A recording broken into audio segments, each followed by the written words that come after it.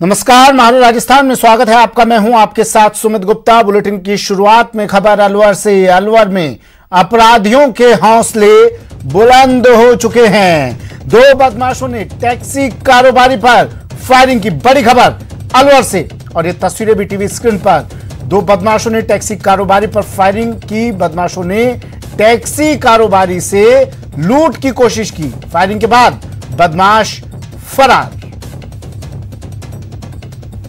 अलवर से बड़ी खबर, अपराधियों के हौसले बुलंद। टैक्सी कारोबारी पर फायरिंग, लूट की कोशिश। वारदात के बाद अपराधी फरार।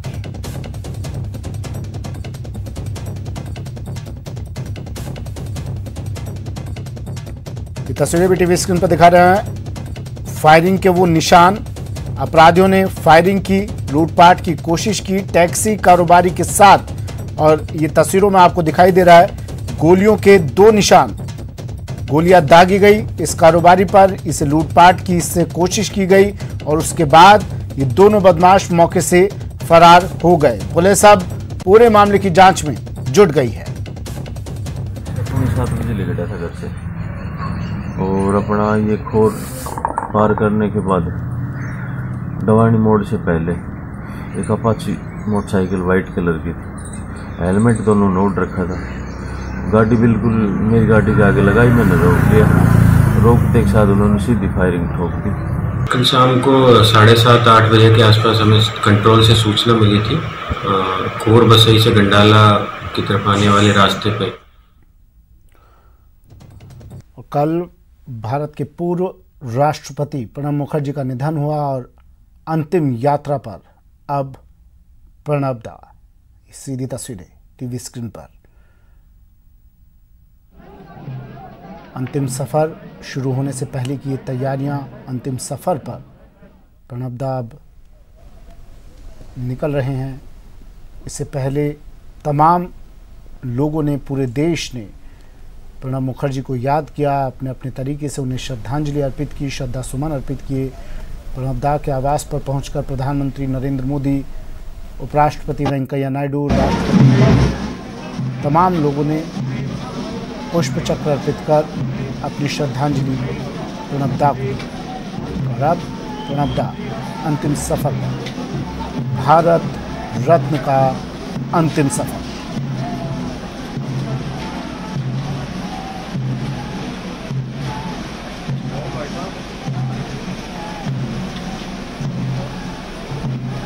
लंबी बीमारी के बाद पूर्व राष्ट्रपति प्रणब मुखर्जी का निधन हो गया था। इलाज चल रहा था काफ़ी लंबे समय से। आज 2:30 पर पंचतत्व में विलीन किया जाएगा प्रणब मुखर्जी को। उससे पहले अब अपने अंतिम सफर की ओर निकलते हैं प्रणब।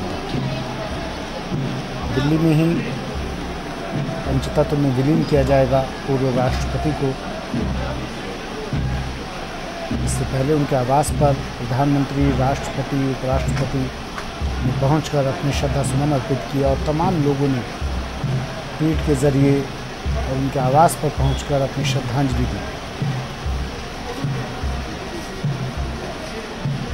हालांकि इस बीच प्रणब दा के चाहने वालों की ज़्यादा भीड़ होने की संभावना को देखते हुए WHO की गाइडलाइन को पालना करने के भी निर्देश दिए गए हैं।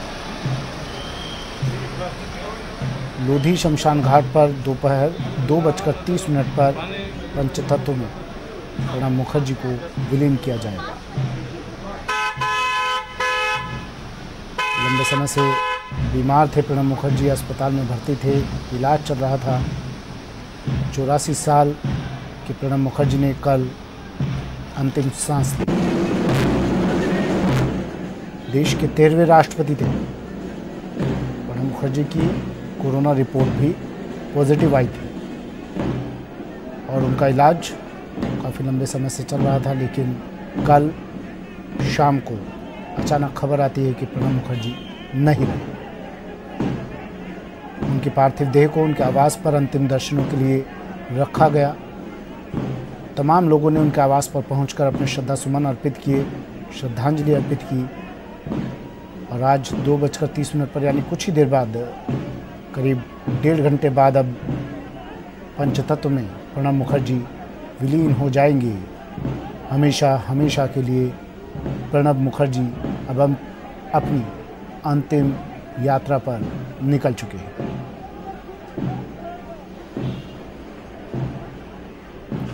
प्रधानमंत्री सहित देश भर के नेताओं ने अपनी शोक संवेदनाएं व्यक्त की, अपनी श्रद्धांजलि अर्पित की प्रणब मुखर्जी को। प्रणब मुखर्जी एक ऐसे नेता जो सिर्फ अपनी पार्टी के ही नहीं, तमाम दलों के साथ उनके मधुर संबंध थे और इसकी एक बानगी आज दिखाई दी जब सभी लोगों ने भावभीनी श्रद्धांजलि अपनी प्रणब दा को दी। ट्वीट के जरिए अपने अपने तरीके से जो लोग पहुंच सकते थे उन्होंने प्रणब दा को उनके आवास पर पहुंचकर श्रद्धा सुमन अर्पित किए, पुष्प चक्र अर्पित किया, उनके परिवारजनों से मुलाकात की, सांत्वना ढांढस बंधाया और देश भर ने आज प्रणब दा को अपने अपने तरह से याद किया। राजकीय शोक घोषित किया गया है 7 दिन का।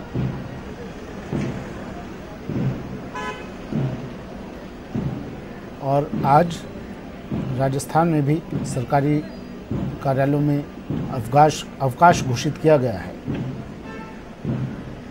कांग्रेस ने भी अपने तमाम मुख्य आयोजनों को स्थगित कर दिया है, टाल दिया है।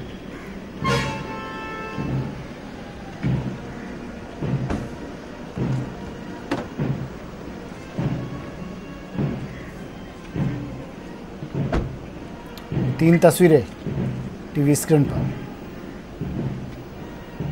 प्रधानमंत्री, राष्ट्रपति, उपराष्ट्रपति श्रद्धा सुमन अर्पित किए, प्रणब दा को पुष्प चक्र अर्पित कर प्रणब दा को नमन किया।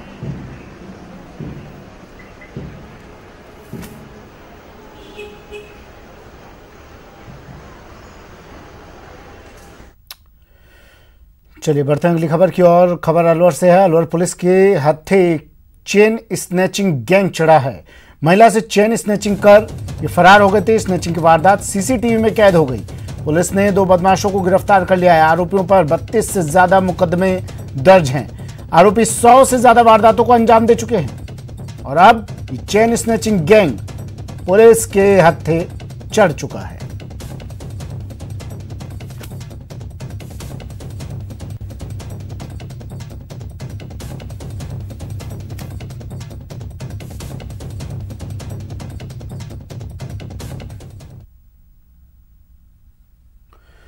और अब कुछ तस्वीरें और आपको दिखा देते हैं। ये तस्वीरें देखिए, बदमाशों के बुलंद हौसलों की बानगी ये तस्वीर बयां कर रही हैं। 3 तस्वीरें टीवी स्क्रीन पर, तीनों अलवर की है। पहली तस्वीर में बदमाशों ने टैक्सी कारोबारी पर फायरिंग की। दूसरी तस्वीर में चेन स्नैचर जो अब पुलिस के शिकंजे में है। तीसरी तस्वीर कल की है जहां बदमाशों ने जीप से शराब ठेके का शटर तोड़ने की कोशिश की। ये तस्वीरें बताने के लिए काफी हैं कि अलवर में किसका राज है।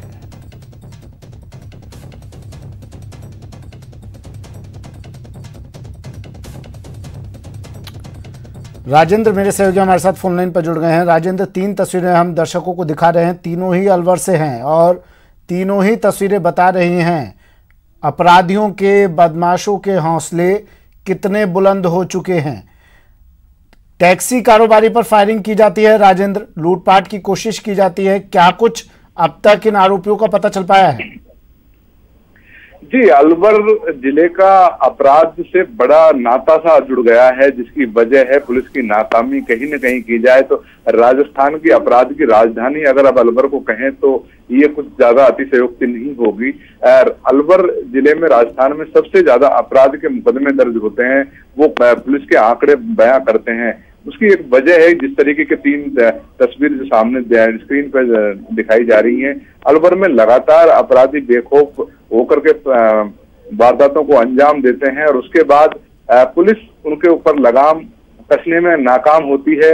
कई बार पुलिस को द्वारा कार्रवाई भी की जाती है, लेकिन जिस तरीके का पुलिस का नेटवर्किंग का काम करना चाहिए उस तरीके से पुलिस काम नहीं करती है। उसकी एक वजह सामने आती है कि अलवर में गाये बगाए पुलिस पर जो आरोप लगते रहते हैं, अपराधियों से पुलिस की सांठगांठ और बदमाशों से भी सांठगांठ के मामले भी अलवर में लगातार सामने आते रहे हैं, तो उसकी वजह से अपराधियों को बेखौफ होकर के जिस तरीके से वारदातों को अंजाम देते हैं। बानसूर में कल देखने को मिला शराब ठेके पर जिस तरीके से बदमाशों के द्वारा जीप से टक्कर मार करके उसकी शटर तोड़ी गई और वारदात को अंजाम दिया गया था। बीती रात बहरोड क्षेत्र में जो टैक्सी व्यापारी है केदार, उसके ऊपर फायरिंग की गई और अलवर में चैन स्नेचिंग की घटनाएं हुई हैं। हालांकि अलवर में पुलिस ने तुरंत कार्रवाई करते हुए 2 चैन स्नेचरों को गिरफ्तार किया है। अलवर में वजह यह है कि ज्यादातर जगहों पर अब सीसीटीवी कैमरे हो गए हैं, इसलिए शहर में पुलिस उन जो बदमाश हैं वो कहीं न कहीं जिधर से निकलते हुए दूसरी जगह से जाते हुए सीसीटीवी फुटेज के आधार पर पुलिस उनको पकड़ लेती है। लेकिन अगर सिटी से बाहर की हालत देखी जाए तो अलवर के ज्यादातर पुलिस थानों की स्थिति बहुत खराब है, जहां अपराधी बेखौफ होकर के लगातार तमाम जानकारी के लिए। और भरतपुर से बड़ी खबर आ रही है, ऑनलाइन ठगों के खिलाफ अभियान जारी। भरतपुर में पुलिस ने 3 शातिर ठगों को गिरफ्तार किया है। 7 मोबाइल, 11 एटीएम, 4 बैंक पास भी इनके पास से जब्त किए गए। 3 ऑनलाइन ठगों से पूछताछ की जा रही है। बता दें कि भरतपुर में इन दिनों ऑनलाइन ठगों को लेकर अभियान चलाया गया है, जिसके चलते टीम ने भूतका गांव पहुंचकर ऑनलाइन ठगी करने वाले लोगों पर कार्रवाई की, जहां 3 ठगों को 7 एंड्रॉयड मोबाइल, 11 एटीएम, 4 बैंक पास के साथ धर दबोचा। और जो ठग कमीशन देकर नकदी निकालते और ट्रांजैक्शन करते थे, आरोपियों को नगर थाने में ले जाकर मामला दर्ज कर पूछताछ अब की जा रही है।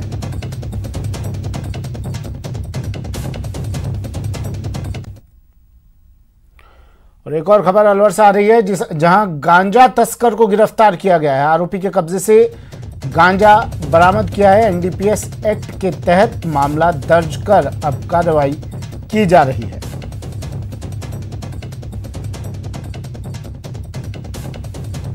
नशे की खेप के साथ एक आरोपी गिरफ्तार। पुलिस अब एनडीपीएस एक्ट के तहत मामला दर्ज कर लिया है, कार्रवाई की जा रही है। गांजा तस्कर गिरफ्तार। मादक पदार्थों की कार्रवाई की गई है। ये सूचना मिल रही थी कि छोटी छोटी मात्रा में जो मादक पदार्थों की खेप है उसकी बिक्री और उसका परिवहन जो है वो किया जा रहा है और आम जनता को बड़ा नुकसानदायक साबित हो रहा है। इसके अंतर्गत कार्रवाई करते हुए राधे श्याम निवासी टिटपुरी कठुमर को गिरफ्तार किया है। ये नमन होटल के पास से उसको गिरफ्तार किया है।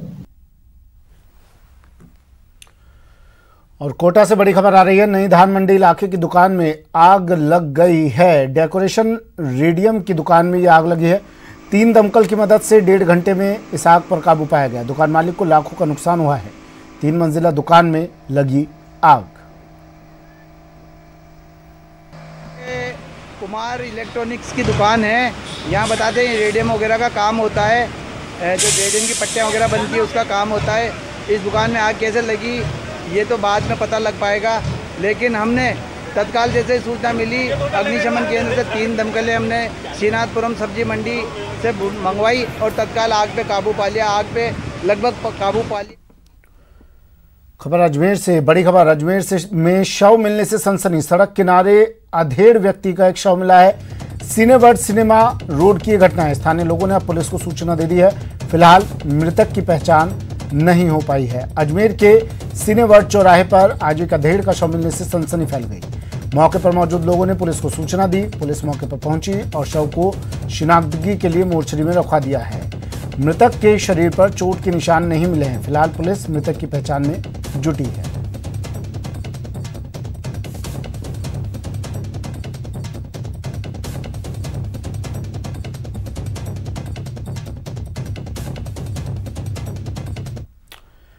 और कोटा से बड़ी खबर, जहां एक लग्जरी कार बेकाबू होकर पलट गई। आवारा पशु को बचाने के चक्कर में यह हादसा हुआ। हादसे में कार सवार शख्स घायल हो गया। केवल नगर और जगपुरा गांव के बीच यह हादसा हुआ। राष्ट्रीय राजमार्ग 52 कोटा झालावाड़ मार्ग पर स्थित केवल नगर और जगपुरा गांव के बीच में एक लग्जरी कार बेकाबू होकर पलट गई। मार्ग पर बैठे आवारा पशुओं को बचाने के चक्कर में एक कार पलटी। कार में सवार व्यक्ति घायल हो गए। घायलों को उपचार के लिए कोटा भेजा गया है। कसार गांव से एक ही परिवार के व्यक्ति अपने रिश्तेदार के यहां किसी कार्यक्रम में शामिल होने के लिए जा रहे थे और ये हादसा हो गया।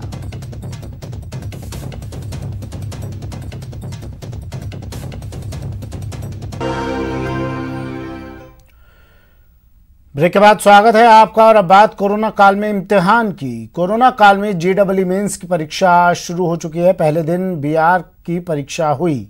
देश भर में 660 केंद्रों पर परीक्षा चल रही है। परीक्षार्थियों की सुरक्षा का भी खास ध्यान रखा गया है। 6 सितंबर तक जेईई मेंस का एग्जाम चलेगा।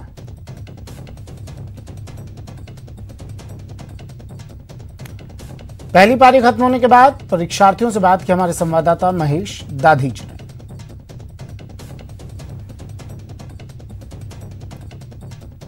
कोरोना के बीच जेईई परीक्षाओं की शुरुआत का आज पहला दिन रहा है और पहली पारी की परीक्षा यहां संपन्न हो चुकी है।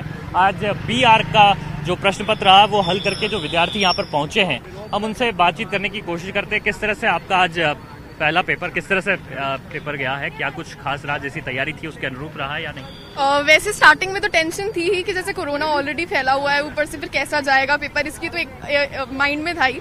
बट अच्छा है कि पेपर हो गया और इतना हार्ड भी नहीं था। अकॉर्डिंग टू जैसे मैथमेटिक्स का जो पोर्शन था वो एनसीईआरटी के बेसिस पे ही था और ड्राइंग तो ऑब्वियसली खुद के माइंड से ही करनी होती है, एप्टीट्यूड भी लॉजिकल होता है, तो इतना कुछ टफ नहीं था। अभी तो मैंने एग्जाम दिया वो बहुत नॉर्मल गया, लेकिन पहले जैसे मैंने एग्जाम्स देखे जो हुए कॉम्पिटिटिव एग्जाम्स, उनमें बहुत भीड़ देखने को मिली। तो हाँ, मुझे भी एक डर लगा था कि ऐसी इतने अच्छे रूल से कोई कर पाएगी गवर्नमेंट, लेकिन यहाँ पर बहुत अच्छे से हुआ सब। तो इट वाज प्रिपरेशन पूरी थी, लेकिन कोरोना की वजह से है ना बहुत ज्यादा टेंशन हुई रखी थी, क्योंकि जैसे मैं अपना खुद का बताऊँ, मैं 5 मंथ से घर से बाहर नहीं निकली हूँ, लेकिन अब मुझे एग्जाम्स के बाद डायरेक्ट निकलना, तो ऐसे पता चले कि आप 5 मंथ से पूरी सेफ्टी के साथ रह रहे हो, फिर भी आपको एक एग्जाम में आने की वजह से कोविड-19 हो जाता है। जो मैंने पिछला पेपर दिया था उससे थोड़ा सा इजी था और ये नहीं कहूंगी कि पूरा टफ था। पेपर मॉडरेट था और बहुत सही बनाया गया था, बस हो गया। और आपके पेरेंट्स ने जो आप लोग को यहाँ पर एग्जाम के लिए भेजा, क्या उनके मन में कोई आशंका थी, कोई डर था कि बच्चे आज एग्जाम देने जा रहे हैं तो कोरोना को लेकर के किस तरह की वहाँ पर व्यवस्थाएं होंगी? क्या ऐसा आपको कुछ कहा पेरेंट्स ने, या फिर उसके बाद जब एग्जाम की बात आए तो उन्होंने कुछ संतुष्टि जताई? पापा के हिसाब से तो उन्होंने बोला कि है ना अपनी तरीके से अब एसओपीज आप सबको ही मतलब हम लोग ही कोऑर्डिनेट करके सब कुछ कर सकते हैं। पर मम्मा के मन में था कि है ना आगे भी पेपर है ना, एडवांस का पेपर है, फिर बिट्स पिलानी का भी है, तो इसकी वजह से वो भी अफेक्ट ना हो जाए। अगर आपकी संतान ने बोर्ड की परीक्षा दी है और आपके पास उसके नंबर बढ़ाने के फोन आ रहे हैं तो सावधान हो जाइए, क्योंकि प्रदेश में जालसाजों का एक गैंग सक्रिय है जो बोर्ड परीक्षा देने वाले छात्रों के अभिभावकों को फोन कर अंक बढ़ाने का दावा करता हुआ उनसे पैसे मांगता है। इस तरह की सूचनाओं के बाद माध्यमिक शिक्षा बोर्ड ने अज्ञात लोगों के खिलाफ सिविल लाइंस थाने में मुकदमा दर्ज करवा दिया है।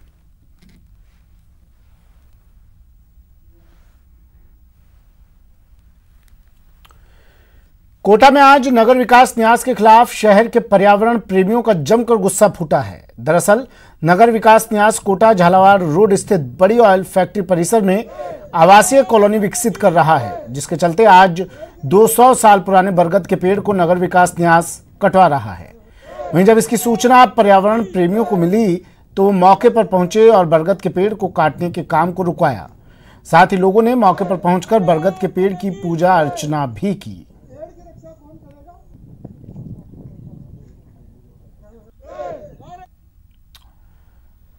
भरतपुर से डीग मथुरा सड़क मार्ग को जोड़ने वाले कंजौली पुल जर्जर होने से खतरनाक हो गया है। पुल पर जगह जगह गड्ढे बन गए हैं, कई जगहों पर सरिये निकल आए हैं। मजबूरन लोग इस जर्जर पुल पर आने जाने के लिए मजबूर हैं। यहाँ आए दिन दुर्घटना होती रहती है, वाहन चालकों को काफ़ी परेशानी करनी पड़ रही है। कलेक्टर ने अधिकारियों को पुल की मरम्मत करवाने के निर्देश दिए हैं, लेकिन इस पुल की मरम्मत नहीं की जा रही है, जिससे कभी भी कोई बड़ा हादसा हो सकता है।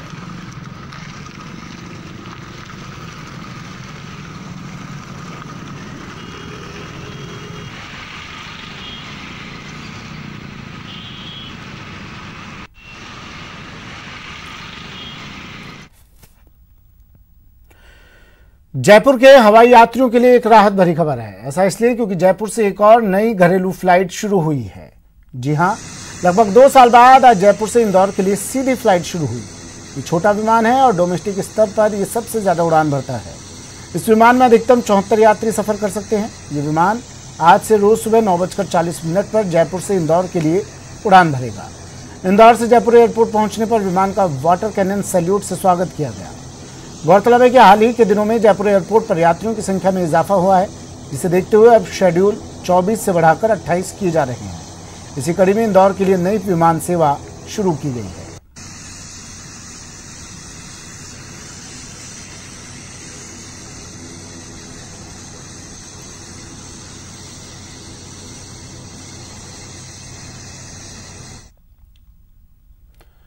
पुलिस का एक अफसर रिटायर होता है और चाहने वाले अपने अफसर के रिटायरमेंट को यादगार बनाने उमड़ पड़े। खाकी वाले की विदाई समारोह में अपना खून दिया।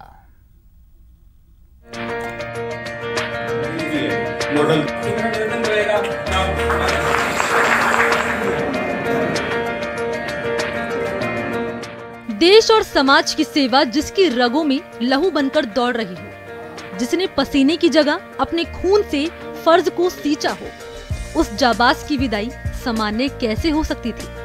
इसलिए बाड़मेर के लोकप्रिय पुलिस अधिकारी खीफ सिंह भाटी की रिटायरमेंट को यादगार बनाने के लिए उनके प्रशंसकों ने खासे उत्साह से रक्तदान किया। ये समझता हूँ कि ये व्यक्ति की कार्यशैली, व्यवहार पर डिपेंड करती है सब चीजें।